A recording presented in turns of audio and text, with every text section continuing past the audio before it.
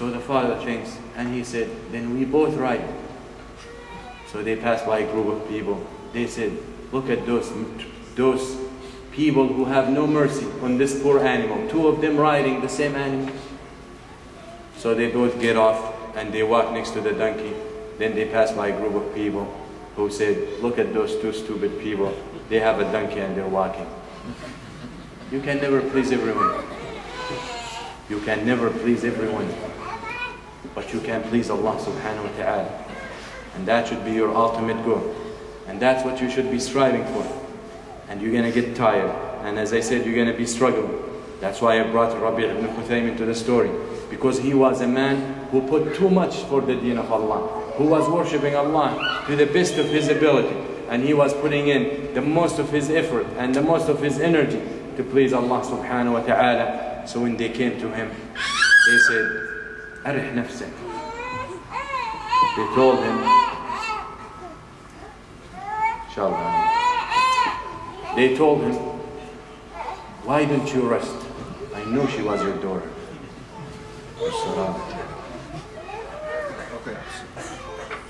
They told him, why don't you rest? That's a Rabi. Why don't you comfort yourself? فقال راحتها أريد. He said, that's what I'm doing. Yeah, I'm working hard. I'm praying too much. I'm worshipping Allah too hard. I'm trying to please Allah. My body is not comfortable. My body, hazib, nahib, weak, skinny, whatever. But all that to make sure my soul will be comfortable. My soul will be comfortable. And that's what we need. Because this physical body you have came from the dirt, walking on dirt, and will end up in dirt. That is not the concern. That is not what we're concerned about. All that will change on the day of judgment. Your body will be a different body. What we're concerned about is the soul and the ruh. We want to save it. And we want it to be in the right place. And we need it to be taken care of in this dunya. And that's why we need to strive. And that's why we need to struggle. And that's why you're going to experience a lot of harm. And that's why you're going to experience a lot of torture. You know, when you look at what's happening to you in this dunya and you say, you know what, it's too difficult. It's too difficult to be a Muslim in this world. It is. But you know, you're not threatened every day that someone's going to bring the saw and cut you into two halves. And that's what happened to those before. You're not threatened that you will be burned because of your religion. And that happened before. Maybe we experience at different levels. But you know, the problem is because we are smaller people. Not in size, but in himam and in determinations. Those people wanted the dunya. A lot of us wanted the akhirah. Those people wanted the akhirah. A lot of us want the dunya. And that is one of the major diseases of this ummah. As the Prophet ﷺ has mentioned in the hadith.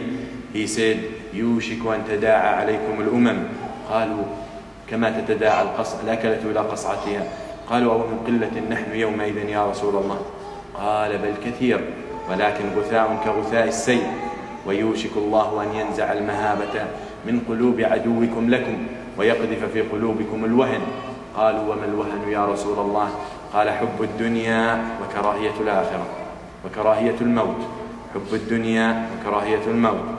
The Prophet ﷺ says that and nations and people are about all to come together against you. Against you. And what's happening? That is the prophecy of the Prophet ﷺ.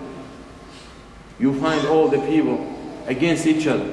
You find the West or Europe hates America. And you find Canada hates America. And you find the French hate the German. And the German hate the British. And they hate each other and the Russians hate and all that story. They hate the Chinese and the Koreans hate the Chinese and they all look alike. The issue is, when it comes against Islam, they're all united. And they all work as a man of one heart. That is the problem. That is what's happening. That is what the Prophet ﷺ said. They, the nations and the people, about all to come together against you. Just the way that group of people will gather around their meal. You know how you put the food and you get the group of people around it? That's how they all gather to eat, to attack, to destroy you. So they asked the Prophet ﷺ, is it because we're few in numbers, Ya Rasulullah? Because we're little in numbers? He said, sallallahu alayhi wa sallam, بَلْ أَنْتُمْ كَثِيرٌ. You will be too many that day. Too many. And we are too many. We're more than 1 billion people. And we brag about it. And we are happy. And the statistics show that we are the second biggest religion in the world. In numbers. That's all. In numbers. As the poet said, he said, ملياركم لا خير فيه كأنما وضعت وراء الواحد الأصفار. He said, your billion, there is nothing good in it. As if all these zeros were put behind the one, not in front of it. No value. ولكن غثاء كغثاء السيل. You will be only like dirt that is flowing on top of a river. See that the dirt and the leaves and whatever flows has no value. Then he says, sallallahu alayhi wa sallam, and Allah subhanahu wa ta'ala is about to take the fear out of the hearts of your enemies for you and throw in your hearts al-wahn. So Allah will take the fear out of the hearts of our enemies, so they don't fear us anymore and they're not scared of us, and He will throw in your heart al-wahn. They said, what is al-wahn, Ya Rasulullah? He said, the love of the dunya and the hate to die. The love of the dunya and the hate to die. So we need to understand where we stand. You need to evaluate yourself. You need to hold yourself accountable. You need to know how much you've done for the deen of Allah. And this is a question that each one of us has to ask himself. How much have I done for the deen of Allah? How much time do I spend for the deen of Allah? And I'm not talking about salah and siyam and zakah only. The deen of Allah can be served in too many and in multiple and many ways. وَأَعِدُّوا لَهُمْ مَا اسْتَطَعْتُمْ مِنْ قُوَّةٍ مِنْ قُوَّةٍ قُوَّةٍ نَكِرَةٍ أَيِّ قُوَّةٍ. And prepare yourself against them with any kind of power, of any kind of preparation. Everyone with his capability, everyone with his experience, everyone with his skills, everyone with his knowledge. You prepare. So you need to ask yourself, how much have I done for the deen of Allah? If I'm a father, how much have I done for the deen of Allah regarding my kids, regarding my wife, regarding my house? If I'm a mother, the same thing about my kids, about my husband, about my family. If I'm a business owner, if I'm a leader, if I'm someone in charge of a masjid, if I'm an imam, whatever the situation is, we need to ask ourselves, how much have we done for the deen of Allah? حاسبوا أنفسكم قبل أن تحاسبوا وزنوها قبل أن توزن عليكم وزنوا أعمالكم قبل أن توزن عليكم وزينوا أنفسكم ليوم العرض الأكبر. So you need to prepare yourself and you need to hold yourself accountable. So that is one question that I will leave you with, and that is, how much have I done for the deen of Allah? Have I done as much as Harith ibn Suraqa? Have I done as much as Abu Bakr radiyallahu anhu? When the Prophet sallallahu alayhi wa sallam asked for money, for the Muslims, for the poor, for the jaysh, for the army, and Abu Bakr brings all his money, and he says sallallahu alayhi wa sallam, what did you leave for your family? He says, I left them Allah and the Messenger.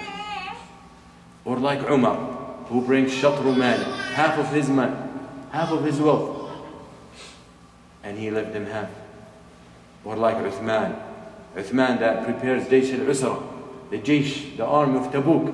Uthman himself prepared that army until they heard the Prophet sallallahu alaihi wasallam coming off the minbar saying, ما ضر عثمان ما فعل بعد اليوم, ما ضر عثمان ما فعل بعد اليوم. Nothing should harm Uthman after today. Nothing, whatever he does, nothing should harm Uthman.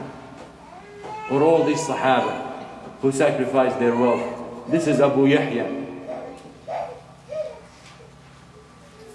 Abu Yahya Suhayb al-Rumi radiyallahu anhu. When he decided to make hijrah, and he was a businessman, and he was a rich man in Mecca, and he hides his money. When he leaves, they catch up with him, the kuffar, to bring him back. So he set his arrows and he said, Wallahi, you know that I'm a good shooter, and if you don't go back, I will shoot, I kill